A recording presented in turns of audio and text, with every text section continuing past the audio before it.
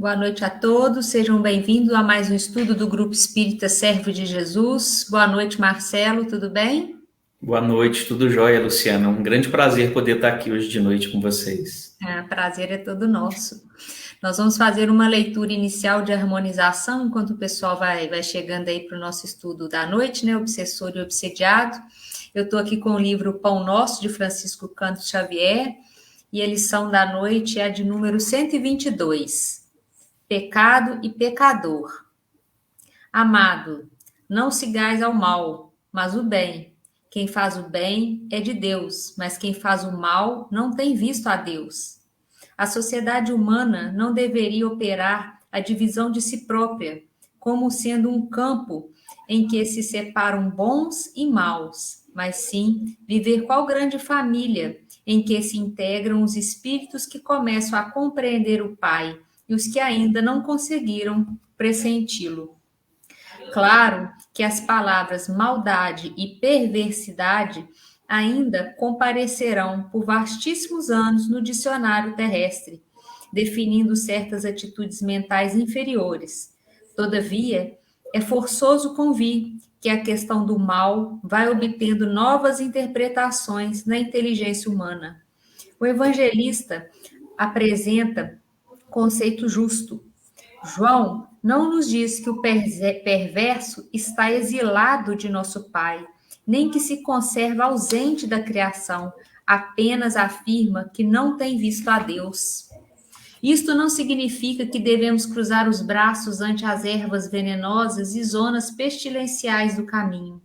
Todavia, obriga-nos a recordar que um lavrador não retira espinheiros e detritos do solo a fim de convertê-lo em precipícios. Muita gente acredita que o homem caído é alguém que deve ser aniquilado. Jesus, no entanto, não adotou essa diretriz, dirigindo-se amorosamente ao pecador. Sabia-se, antes de tudo, defrontado por enfermo e infeliz, a quem não se poderia subtrair as características de eternidade. Luta-se contra o crime, mas ampara-se a criatura que se lhe enredou nas malhas tenebrosas.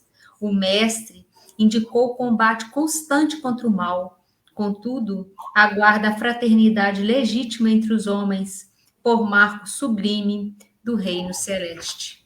E assim, Senhor, nas vibrações dessa leitura, pedimos aos amigos espirituais, coordenadores dessa nossa tarefa, que nos auxilie o nosso facilitador da noite, para que possamos, com o pensamento elevado a Deus, a Jesus, aprender mais um pouco, fortalecendo os nossos espíritos. Que Jesus esteja conosco hoje, agora e sempre, que assim seja, graças a Deus.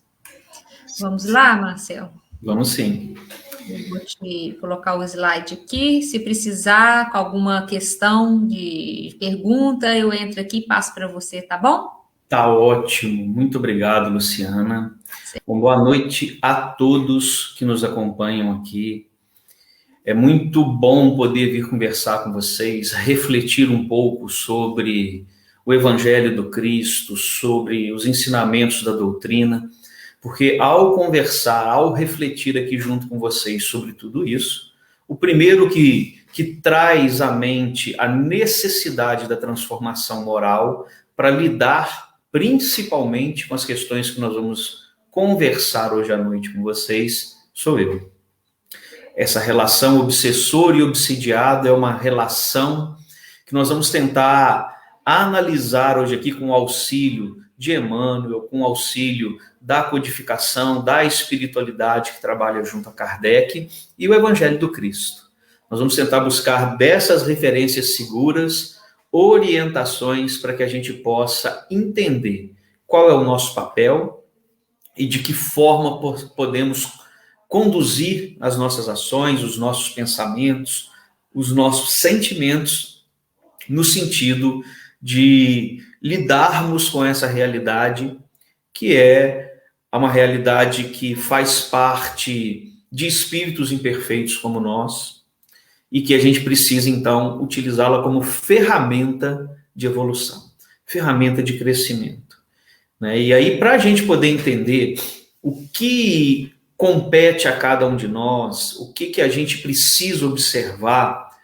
E eu não vou me colocar ou colocar qualquer um de nós na posição do obsessor ou do obsidiado inicialmente, mas nós vamos entender que podemos estar em ambos os papéis e muitas vezes na mesma relação em ambos os papéis. Bom, eu vou trazer primeiro do Evangelho de João. João, né, o apóstolo, o evangelista mais espiritualizado, que consegue traduzir o Cristo Espírito mais perfeitamente de todos os evangelhos. Ele vem nos oferecer, né, através do versículo 32, principalmente do seu capítulo 8, a gente colocou aqui o versículo 31 e 32 inicialmente, algumas orientações quando a gente pensa nessa relação de obsessor e obsidiado e o nosso papel. E Jesus dizia, pois, aos judeus que criam nele: se vós permanecerdes na minha palavra, verdadeiramente serei meus discípulos, e conhecereis a verdade, e a verdade vos libertará. Essa última palavra que está aqui no versículo 32, a liberdade de quê? Do que eu sou escravo? Do que eu preciso me libertar? É isso que a gente vai conversar um pouquinho hoje aqui também. E quando Jesus dizia aos discípulos que criam nele, é interessante que a gente entenda que Jesus, antes de fazer essa orientação a esses discípulos, ele havia dito que o Pai estava sempre junto dele, porque ele atendia ao Pai, ele sempre fazia aquilo que o Pai desejava. O que Jesus quer dizer com isso? Se eu me mantenho em harmonia com as leis divinas, eu estou próximo dessa harmonia, estou próximo daquela felicidade tão buscada por todos nós. Se eu me afasto das leis divinas, eu estou em desarmonia com essa harmonia universal que representa Deus. E aí eu trago para mim, muitas vezes, situações de dor, de sofrimento, de dificuldades, que foi eu quem criou, foi eu que produziu, a partir do momento que eu me afasto dessas leis divinas. Então, quando ele dizia que o Senhor, o Pai, estava sempre junto dele, porque ele fazia aquilo que Deus desejava, e ele convida a gente a permanecer nessas palavras, o que ele está convidando? Que a gente possa estar mais presente na harmonia com as leis divinas do que mais distantes dessas leis. E que esse é o sentido pelo qual eu me libertarei daquilo que pode estar produzindo em mim alguma situação de dificuldade, alguma situação de sofrimento. E aí, os judeus que ouviram ele dizer isso, disseram assim: responderam-lhe: somos descendência de Abraão e nunca servimos a ninguém. Como dizes tu, sereis livres? Respondeu-lhe Jesus: em verdade vos digo, que todo aquele que comete pecado é servo do pecado. A palavra pecado aqui, ela traz para a gente uma, às vezes, interpretação de algo que, em função das nossas vivências em outras encarnações, em religiões que produziram a ideia do pecado como algo definitivo que me condenaria a uma pena eterna, a gente pode substituir a palavra pecado por faltas, erros, vícios morais, que seria, eu acho, o termo mais adequado quando a gente fala em doutrina espírita.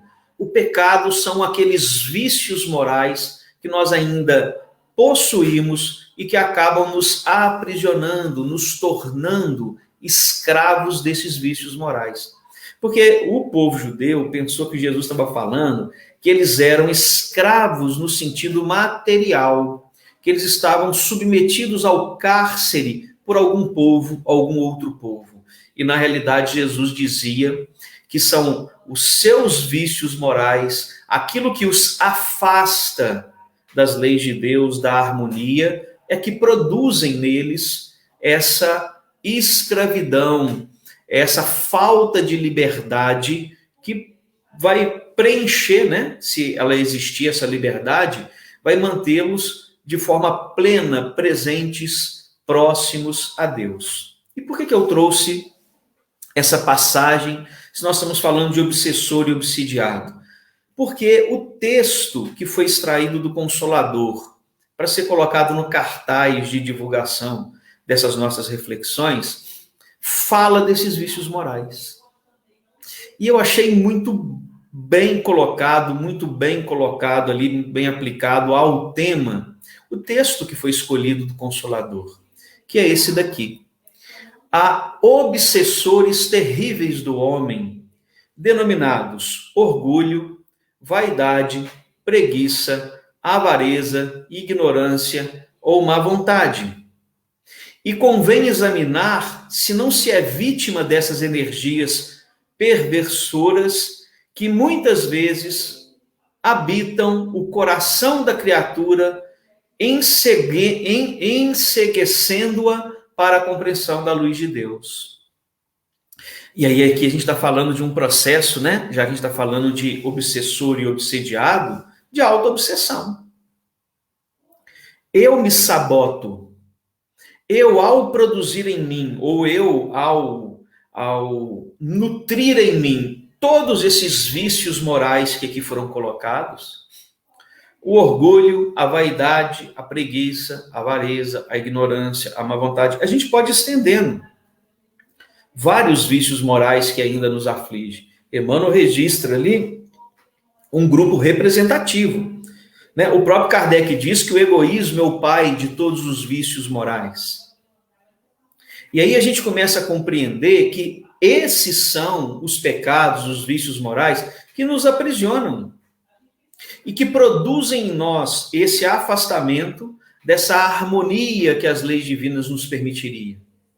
E aí eu começo a fazer aquela auto-obsessão, a auto-sabotagem.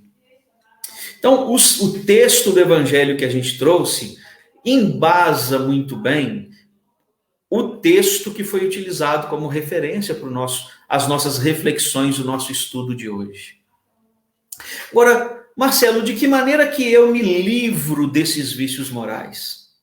Eu os arranco? É um processo cirúrgico em que eu vou me mutilar e jogar o orgulho fora? Não. A doutrina espírita nos ensina que, como Jesus coloca lá no versículo 31, eu preciso permanecer nas palavras dele o máximo que eu puder. Então, quando eu, por exemplo, consigo, no meu dia, ser mais humilde do que orgulhoso, eu vou convertendo gradativamente, eu vou ocupando o orgulho, o espaço que o orgulho ocupa na minha vida, com a humildade, que é a virtude que combate o orgulho. E para cada vício moral, nós temos uma virtude correspondente.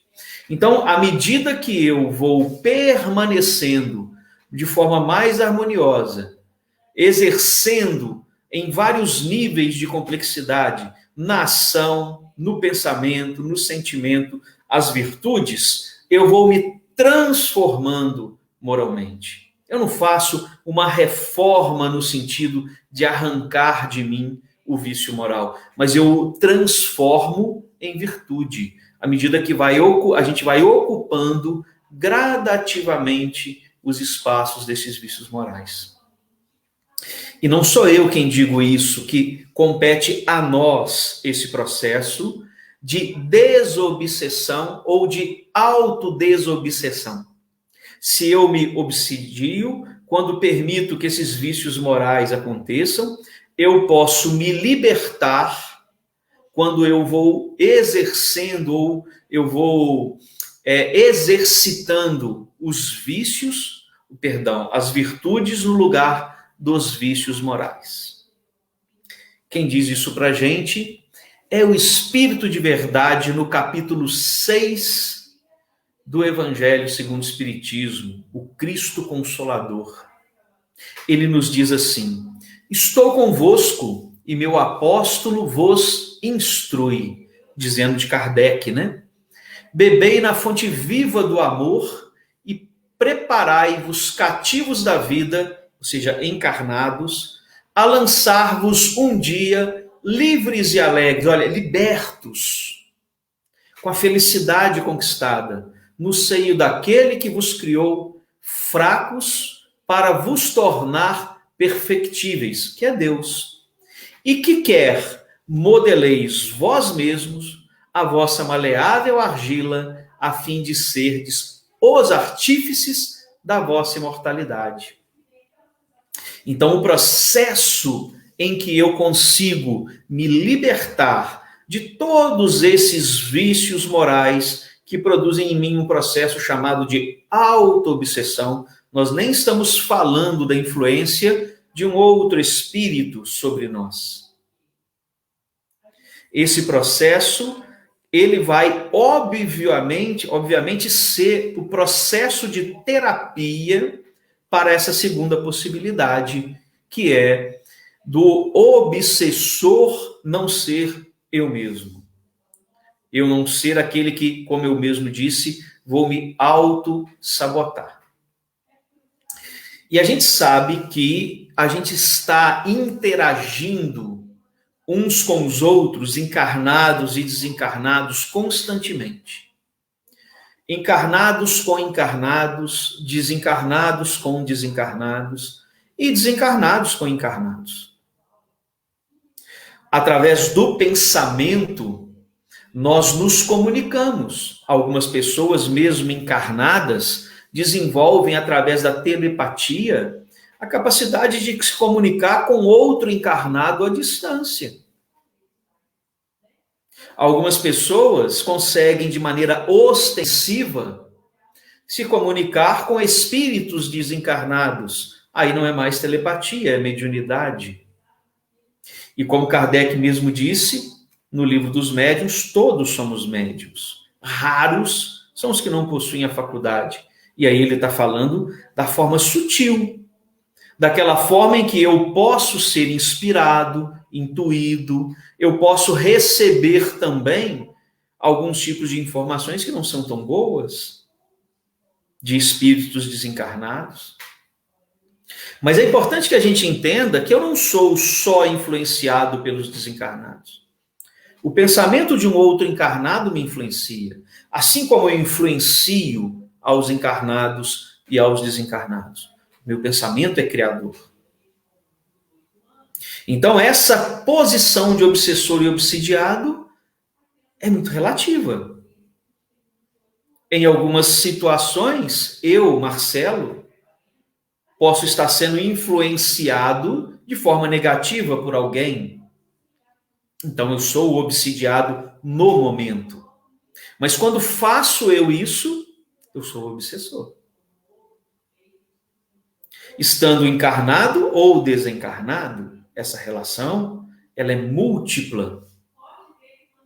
E aí, a gente tem que lembrar que lá na questão 459 do Livro dos Espíritos, a espiritualidade responde a Kardec. Kardec pergunta assim: influem os espíritos em nossos pensamentos e em nossos atos? Ele está falando de um espírito desencarnado em relação ao encarnado, que eu acho que é a relação obsessor-obsidiado que a gente mais ouve falar. A gente esquece dessas outras formas de obsessão que muitas vezes existem. E eu me coloco sempre na posição de vítima. Eu estou sendo prejudicado por alguém. E o que os seus pensamentos podem não estar produzindo para outra pessoa? Reflitam sobre isso. E a gente tem que lembrar que essa comunicação por pensamento é sintonia. É sintonia. Ou seja, é como se fosse a gente sintonizando um rádio. Se não tiver na mesma frequência, não vai pegar a rádio. Então, quando eu mantenho os meus pensamentos, os meus sentimentos higienizados, quando eu mantenho, olha, a relação com que a gente acabou de dizer, sobre os vícios e virtudes morais. Quando eu mantenho o meu pensamento higienizado, harmonizado com as leis divinas, eu não vou permitir que um espírito mal intencionado me acesse. O meu rádio, o meu aparelho, ele não está na frequência desse espírito. Agora, quando os meus sentimentos não são tão nobres, quando os vícios ocupam mais o tempo da minha vida, eu estou na frequência em que esses espíritos se encontram. A espiritualidade responde a Kardec: influem os espíritos em nossos pensamentos e nossos atos? Eles dizem: muito mais do que imaginais. Influem de tal ponto que de ordinário são eles que vos dirigem. Ou melhor dizendo, são eles que os induzem, né? Em seus pensamentos e suas atitudes. Mas por quê? Porque eu dei a possibilidade. O meu pensamento, os meus sentimentos são semelhantes aos desses espíritos. E eu acabo oferecendo para eles a possibilidade dessas influências. E aí eu escolhi, para a gente desenvolver um pouco mais essa conversa, hoje aqui com vocês, eu escolhi um texto especificamente daqueles que foram, inclusive, orientados para que a gente pudesse nos balizar aí na conversa de hoje à noite. Eu escolhi do Seara dos Médiuns, o capítulo 23, Obsessores. Então, esse é o livro... Seara dos Médiuns, pelo Espírito de Emmanuel, psicografia do Francisco Cândido Xavier, publicado pela FEB, a Federação Espírita Brasileira, onde nós vamos pegar o texto, nós vamos também extrair do Livro dos Médiuns algumas orientações e do Livro dos Espíritos que nos ajudem a entender, né, o pensamento de Emmanuel. E Emmanuel é muito didático na sua colocação. Emmanuel tem uma estrutura para poder nos ensinar, para poder nos orientar, que é muito interessante. Ele nos relata o problema, nos traz a responsabilidade e depois nos traz uma mensagem de consolo. É sempre assim. Se a gente ler os textos de Emmanuel, a gente vai perceber todo esse cuidado dele. Olha, você de fato possui o problema. Mas você é responsável pela construção desse problema. Não fuja à sua responsabilidade. Mas, como disse Pedro, Deus cobre a multidão de pecados. O amor de Deus cobre a multidão de pecados. Então, a gente não está desamparado. Basta que a gente dê acesso. E aí vamos começar a conversar um pouquinho sobre isso. Emmanuel começa o texto, Obsessores, do capítulo 23, assim. Obsessor, em sinonímia correta, quer dizer aquele que importuna. E é interessante, né? Porque eu posso ser influenciado nos dois sentidos. Né? A gente olha, quando a gente apresenta, sejam ocultas, sutis ou ostensivas as influências espirituais, elas podem ser benéficas. Quando nos induzem ao bem ou buscam nos auxiliar. E perniciosas quando nos induzem ao mal ou buscam nos prejudicar. Agora, quem vai dar essa sintonia? Quem vai permitir a influência ser benéfica ou perniciosa? Eu. Sou eu. Lembra do rádio, da sintonia? E aí a gente entende muito bem isso daqui. E aí, a gente ainda tem essa orientação aqui, olha... As influências perniciosas são oriundas dos espíritos inferiores, espíritos levianos, adversários espirituais, entidades que se comprazem com mal, etc. Normalmente se manifestam sob a forma de obsessão. Então, não se aplica a palavra obsessão à influência benéfica. Isso é interessante que a gente entenda. Quando eu recebo do meu espírito protetor, dos meus mentores, alguma orientação, eu tenho a intuição, a inspiração como recursos para que isso ocorra. Agora, quando é de um espírito dessa condição inferior, aí a gente, na realidade, induzido a um processo comprometedor, a gente está sobre uma obsessão, porque a influência não é positiva. Então é interessante que a gente entenda que essa palavra obsessão, que vai ser na Gênesis, na Revista Espírita, no Livro dos Médiuns, explicada de um jeito muito, muito detalhado, né? As formas, obsessão simples, fascinação, subjugação, né? Aqui a gente está falando, obviamente, de um processo mais sutil, mais oculto, que todos nós muitas vezes passamos no nosso dia a dia. E é interessante que, olha só, não só os adversários espirituais nos obsidiam. Às vezes são espíritos levianos, brincalhões, mal intencionados, ou que querem cúmplices para a sua inferioridade moral. É mais ou menos assim, eu não erro sozinho. Então eles influenciam, porque eles querem cúmplices.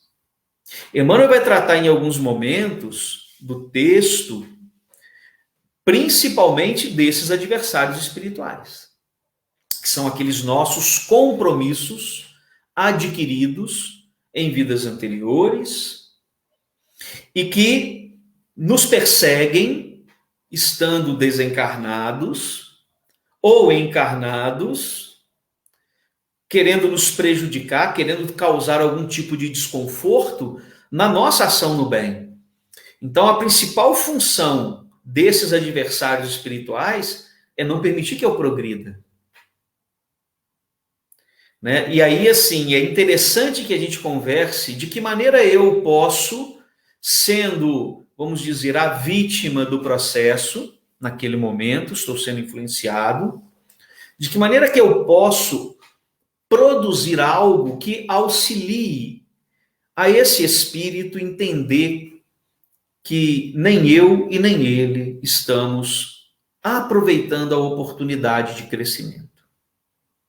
Isso tudo Emmanuel vai nos explicar no texto. O próximo parágrafo do texto diz assim: e aquele que importuna é quase sempre alguém que nos participou a convivência profunda. Aqueles adversários espirituais que foi colocado naquele parágrafo anterior. No caminho do erro, a voltar-se contra nós quando estejamos procurando a retificação necessária. Olha aí, eu estou encarnado buscando uma nova forma de conduzir a minha vida, tentando não mais cometer os mesmos erros do passado. E os meus adversários pessoais que estão desencarnados não querem que isso aconteça. Eu vacilo, durante o dia eu vacilo. Eu não estou nesse processo de retificação 100%. Eu não consigo fazer como Jesus, que permanecia dentro das leis divinas integralmente por ser um espírito puro. Então eu tenho os meus momentos de dificuldade. E quando eu permaneço nesses momentos de dificuldade, dando mais vazão aos meus vícios morais do que às minhas virtudes, eu me torno acessível, porque estou na mesma vibração, na mesma sintonia, na mesma frequência daqueles que querem me prejudicar. Que também não é, muitas vezes, nenhum espírito perverso, mas é um desafeto. É uma pessoa magoada, em que eu posso ter produzido no passado prejuízos emocionais, materiais, e que está ainda a se libertar da mágoa que foi produzida nesse espírito. No procedimento de semelhantes criaturas, essas que vão nos importunar, a antipatia com que nos segue é semelhante ao vinho do aplauso convertido no vinagre da crítica. Olha só, quantos de nós já não devemos ter tido comparsas no passado e que eram de fato simpáticos a nós, eram companheiros, mas que por algum motivo se viram induzidos ao erro e por isso aquela simpatia começa a se converter em antipatia. Lembrando que a gente, quando tem influências benéficas, se dão por iniciativa de espíritos amigos ou simpáticos, mentores espirituais de indivíduos, espíritos familiares. E esses espíritos familiares não quer dizer que sejam mais evoluídos, diferente dos mentores espirituais. Mas a diferença é o propósito, a diferença é aquilo que move o espírito. É um sentimento de diferença, de discórdia, ou é um sentimento de que a gente está comungando dos mesmos propósitos? E de que forma esse espírito se sente? E a condição evolutiva não quer dizer que ela é tão inferior à minha e por isso ele é o meu obsessor. De forma alguma. De forma alguma. E na maioria das vezes são adversários pessoais que foram produzidos em circunstâncias de um convívio muito próximo, em que a simpatia acabou virando antipatia. E a analogia de Emmanuel é perfeita, né? Assim como o vinho do aplauso é convertido no vinagre da crítica. E ele continua. Daí a necessidade de paciência constante para que se lhe regenerem as atitudes. Para que ele mude, tem que ter paciência. Quanto de paciência, Marcelo? Às vezes, encarnações.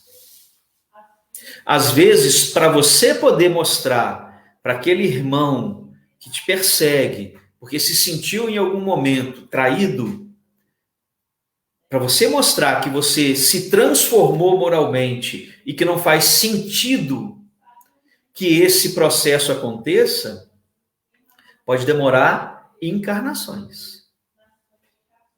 A questão é, se eu me mantenho no propósito do bem, de me aproximar das virtudes, a influência dele vai ficando cada vez menor. E ele vai entendendo que não adianta mais a tentativa de me induzir ao erro, de me arrastar, e que eu vivo mais feliz porque consegui essa consciência de que preciso mudar. E que o caminho dele, e aí ele se torna acessível aos seus espíritos protetores, porque ele também tem aqueles espíritos que querem que ele progrida, mas ele está refratário, porque a visão dele, o objetivo dele é te prejudicar.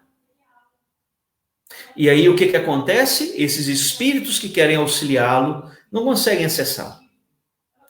E a sua mudança de padrão, enquanto obsidiado, você será aquele grande esclarecedor de que ele precisa se transformar também, se ele quer ser feliz. Que há situação ali em que ele deseja que você se arraste no erro ainda durante algum tempo, para que ele se sinta justiçado, né?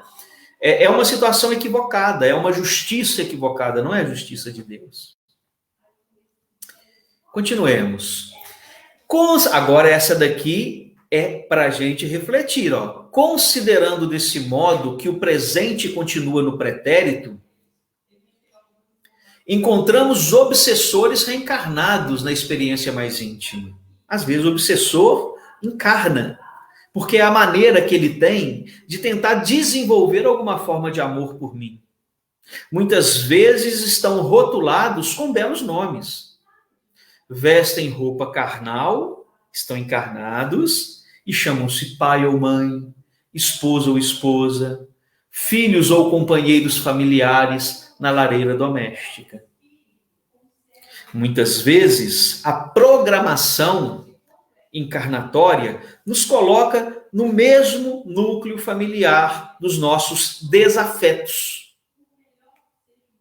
E aí a gente entende, por que será que dentro dos meus parentes mais próximos existe mais simpatia ou antipatia por alguns membros?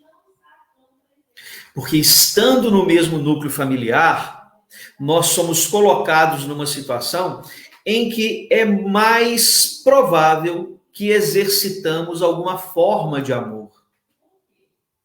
E que consigamos ir diluindo aos poucos aquela resistência, aquela situação que muitas vezes nos aprisiona dentro de um processo obsessivo, como eu disse, durante várias encarnações. E esse é um recurso que muitas vezes a providência divina utiliza para que a gente possa se aproximar dos nossos desafetos e consigamos resolver essa situação. Porque é só assim ambos conseguirão progredir. Emmanuel continua. Em algumas ocasiões, surgem para os outros na apresentação de santos, sendo para nós benemerentes verdugos. Ou seja, o nosso desafeto, ele não necessariamente é um espírito ruim. Ele é um espírito que produz, que possui em relação a nós restrições por situações do passado vivenciadas. Então, muitas vezes a gente tem na nossa família pessoas que são extremamente cordiais, amorosas, com pessoas de fora de outros núcleos familiares e que com nós são difíceis de conviver, não têm paciência, não têm a mesma simpatia. Olha lá, ó, sorriem e ajudam na presença de estranhos. E a sós conosco, dilaceram e pisam, atendendo sem perceberem ao nosso burilamento. Olha que interessante. E mesmo quando essa situação acontece, é possibilidade de crescimento. Porque quando eu consigo passar por essa situação em que alguém mais próximo não consegue entender que eu gosto, que eu quero que a gente se dê bem, e ele não entende, ele me maltrata de alguma forma, isso é um processo de crescimento meu, caso eu faça isso de forma resignada. Caso eu consiga viver essa situação de conflito sem que eu produza o conflito. É a velha história de que quando um não quer, dois não brigam. Difícil, né? Muito difícil. Mas é uma possibilidade. E é aí que a gente reflita sobre isso.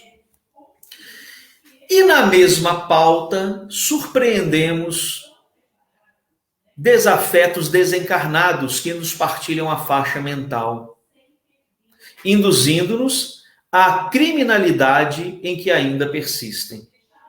Ou seja, não quer dizer que os meus desafetos estejam encarnados no meu núcleo familiar. Não. Existem aqueles que estão na erraticidade, no mundo espiritual. E esses me continuarão me influenciando para que eu erre, para que eu não consiga produzir aquela aproximação das leis divinas exercendo virtudes. Ele quer que eu erre. Ele nos induz à criminalidade, ao erro, ao desrespeito às leis de Deus.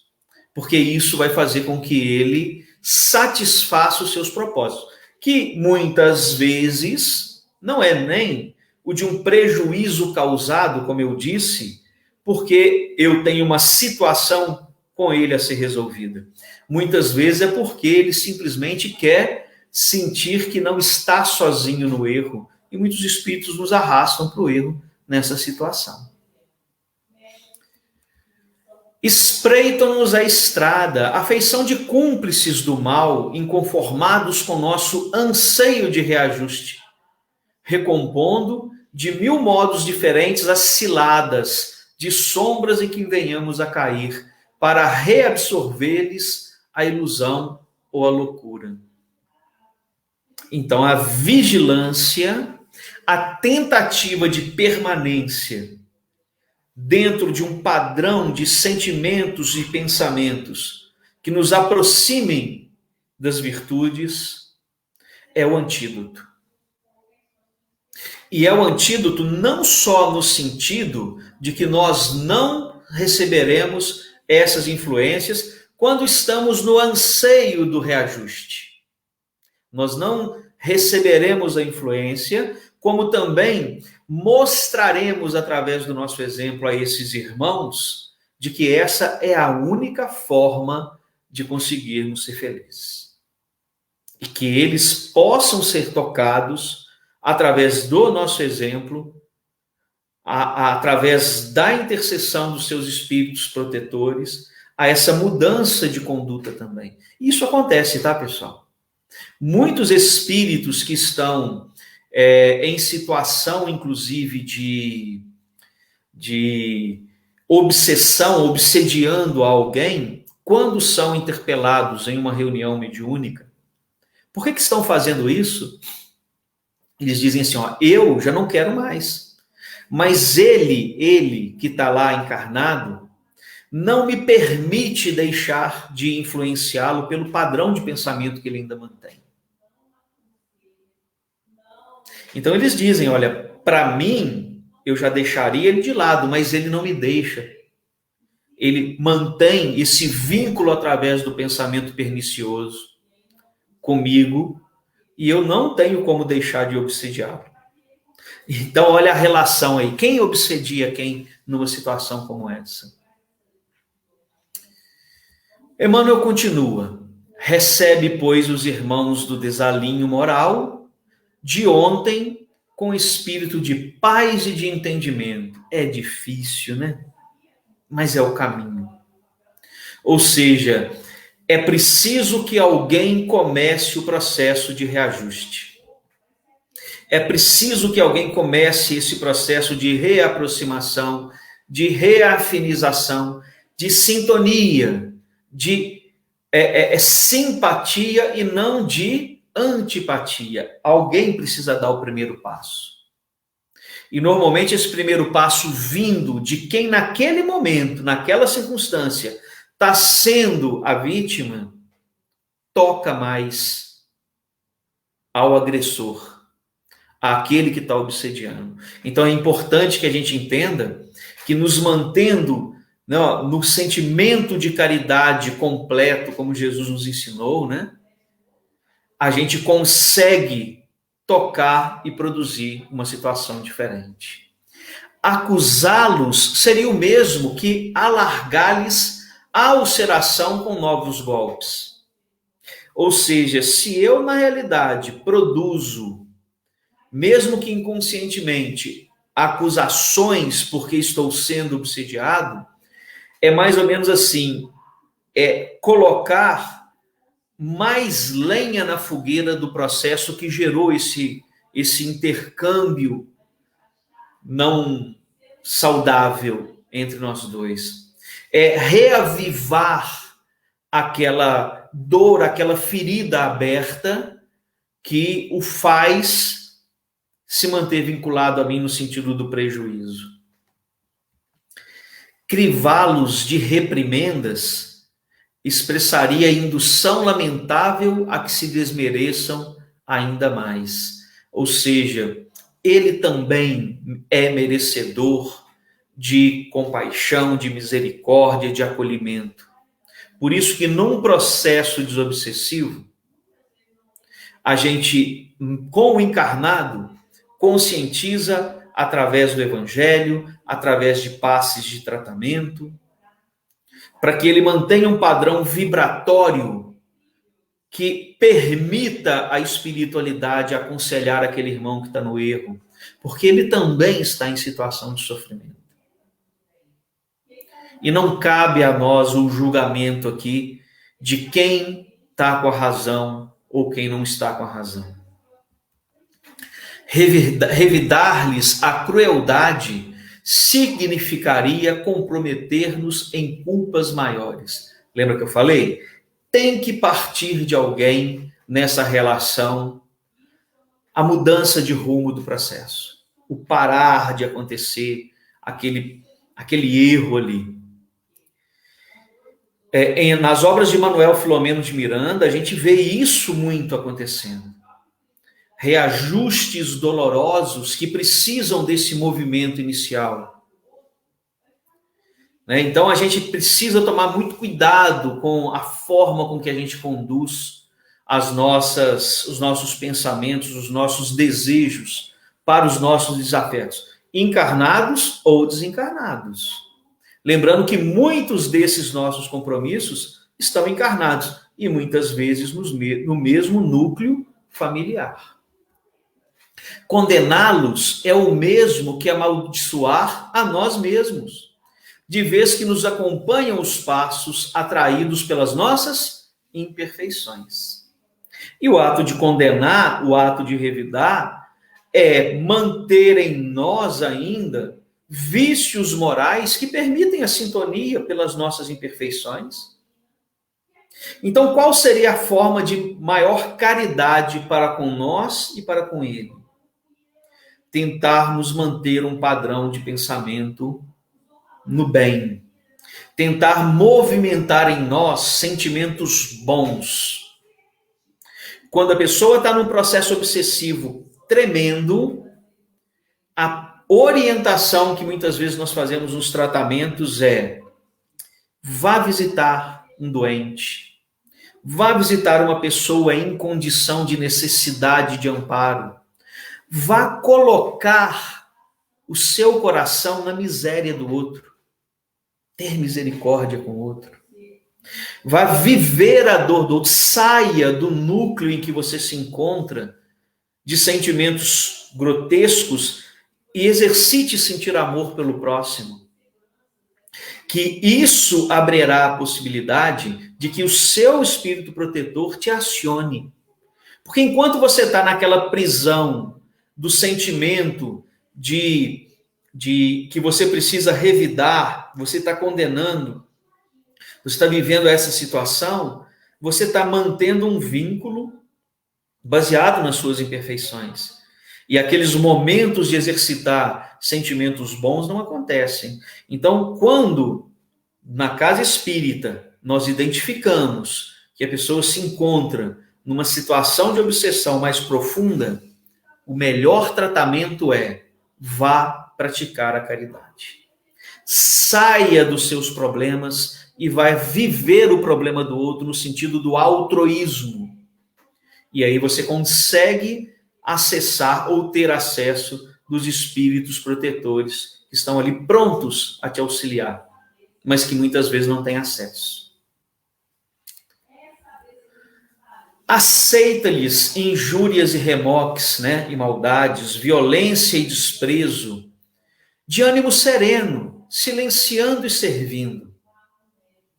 Se você não é capaz de entender qual é a relação que te produz situações no dia a dia, de tristeza, de melancolia, de depressão, que surgem do nada,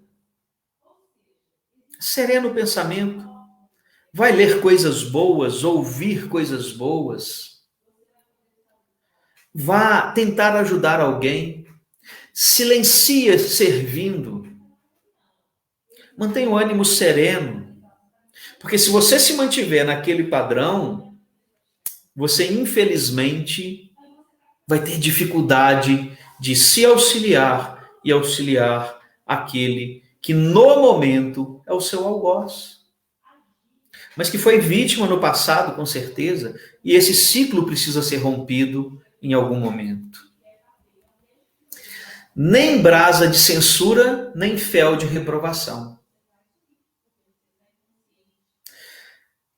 Entre encarnados ou encarnado e desencarnado. Nem brasa de censura, nem fel de reprovação.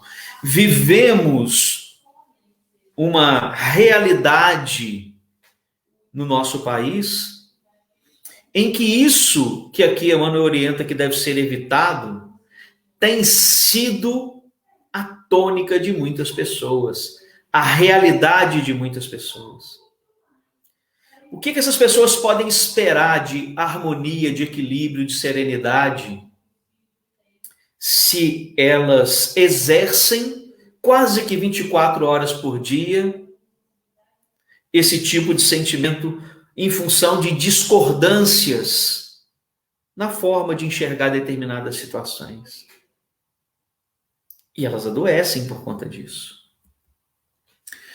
Obsessores visíveis e invisíveis são nossas próprias obras, espinheiros plantados por nossas mãos. Entendam isso. Entendam que as relações de antipatia produzidas foram produzidas por nós também. Foram circunstâncias em que nós, utilizando do egoísmo, do orgulho, da vaidade, de todos aqueles vícios morais, esquecemos de que eu preciso oferecer para o outro aquilo que eu gostaria que fosse me oferecido. Esquecemos o maior dos mandamentos, né? O amar ao próximo, de todas as forças, de toda a alma. Porque quando lá em Deuteronômio e Levíticos está amar a Deus sobre todas as coisas, e o segundo, que equivale a esse, e ao próximo como a si mesmo, a gente esquece de que é o desrespeito desses dois mandamentos que produz esse tipo de situação. E Emmanuel termina nos dizendo assim: endereça-lhes assim a boa palavra, o bom pensamento, sempre que preciso, mas não lhes negues paciência e trabalho, amor e sacrifício, porque só a força do exemplo nobre levanta e reedifica ante o sol do futuro. A única maneira de interromper o processo e de deixar claro a esse irmão que hoje, de repente, me obsedia, encarnado ou desencarnado, invisível ou invisível, é através do exemplo. E aí muitas vezes vão dizer assim, está querendo se fazer de santo, mas não engana ninguém. Silêncio e trabalho, lembra? Silêncio e trabalho. Continue. As pessoas perceberão, e aí as pessoas, espíritos encarnados ou desencarnados, de que você está em paz e que esse é o único caminho. O seu exemplo, olha, de boa palavra, bom pensamento, não deixando de exercitar a paciência, o trabalho, o amor, o sacrifício. Só a força do exemplo nos levanta e reedifica. Então, esse é o trabalho. Que nós estamos sobre a influência de vários espíritos. Paulo já dizia, né? Temos uma nuvem de testemunhas. Se nós estamos sob a influência deles, que possamos nos permanecer mais tempo sobre a influência dos espíritos que querem o bem, os benfazejos, mantendo o nosso padrão vibratório junto aos deles. Que possamos oferecer àqueles que não estão nesse padrão vibratório a força do exemplo de que é preciso mudar o padrão de pensamento. Então, toda vez que numa reunião mediúnica recebemos um irmão que ainda se encontra nessa condição, é às vezes no exemplo daquele que ele tenta prejudicar, que o esclarecedor numa reunião como essa vai tocar o seu coração, a sua consciência. Muitas vezes eles dizem assim, de fato, ele mudou o jeito de conduzir a sua vida. E aí o esclarecedor diz, então, meu irmão, e você só se encontra na situação de infelicidade porque ainda o persegue. Siga o seu caminho, que no futuro vocês ainda se reencontrarão para poder caminharem lado a lado. E é só dessa forma que a gente consegue produzir essa relação obsessor-obsidiado, não fazer parte mais da nossa vida, evoluindo, nos transformando, né, e vivendo em um mundo mais feliz. A gente fala tanto da transformação, né, da transição planetária, que tem que começar em nós mesmos, entendendo que isso tudo é fenômeno, é processo, é transformação gradual que cada um tem que produzir em si. Eu agradeço muito a oportunidade de estar aqui essa noite, refletindo sobre isso. Como eu disse a vocês, eu sou o primeiro a ouvir as palavras que digo, e preciso muito ouvir, porque eu ainda preciso exercitar, me manter mais perto das virtudes do que dos vícios morais, para fazer aquilo que João nos relata no seu evangelho, lá no capítulo 8, que Jesus veio nos ensinar. A liberdade que é conquistada quando eu me mantenho perante as leis de Deus mais tempo do que afastado delas. Uma boa noite a todos, muito obrigado mais uma vez. Nós que te agradecemos, viu, Marcelo? É um tema espinhoso, mas falado com muito amor e carinho, nos alertando, né, das nossas próprias responsabilidades, né? É uma doutrina maravilhosa. Ela esclarece, mas ao mesmo tempo sempre trazendo esse consolo, né? Essas possibilidades da gente poder caminhar. Agradeçamos a Emmanuel, né? Ah, nossa, um tesouro. Um tesouro. E eu vou deixar aqui, pessoal, o convite, porque no próximo domingo nós teremos a palestra comemorativa dos 19 anos de fundação da nossa casa. E lembrando que a palestra aos domingos começa às 19, vai das 19 às 20 horas. Quem fará o estudo para nós é Afonso Chagas, e o tema será caridade para com o próximo. Estão todos convidados. Nós vamos então fazer a prece final, agradecendo a Jesus a oportunidade bendita de todos esses esclarecimentos que a nós são trazidos, para que nos sintamos mais fortalecidos diante das dificuldades, pois não sabemos quem errou primeiro, sabemos apenas que nessa reencarnação estamos tendo a oportunidade bendita da reconciliação com o próximo. Que Jesus possa fortalecer a cada um de nós aqui hoje, presentes, nesse propósito de nos melhorarmos a cada dia, para que possamos caminhar com mais leveza em caminho do Cristo. Que Jesus nos abençoe, esteja conosco hoje, agora e sempre, que assim seja. Uma boa semana para todos, para você também, Marcelo. Muito obrigada mais uma vez. Que Jesus Obrigado, eu que agradeço. Nos trabalhos. Grande abraço.